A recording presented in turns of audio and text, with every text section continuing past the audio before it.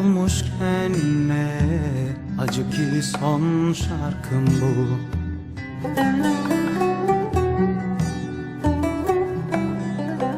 Çok mu kolaydı yoksa zor mu?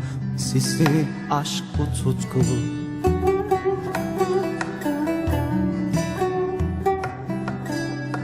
Oldu hani olmazdı sondu, sende gitmek yoktu.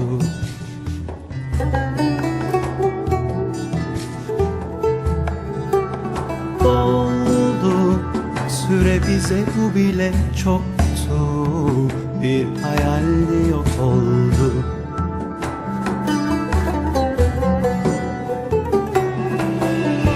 Sus, doğru yalan ne fark eder, bak bir aşk başlamadan böyle biter.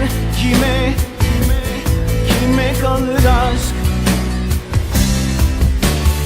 Ver geri seni sevdiğimi, bakma git, daha ne söylemeli yoksun artık bende. Ne acı bitti, gitti, yetti o günler, bana yetti, çok da mutlu etti.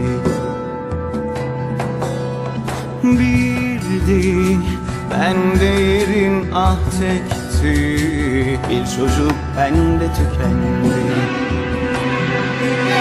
Yeter demek yetmez ki bazen, ay içimde bir öykü ağızlarla biter.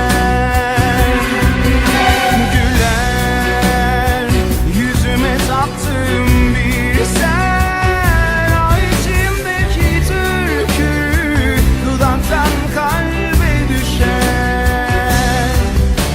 Yeter demek yetmez ki bazen, ay içimde bir öykü ağızlarla biter.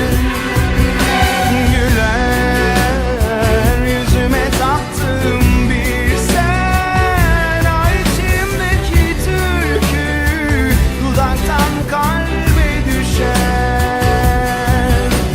Düşer de hani bir gün olur da Azrail bana güler.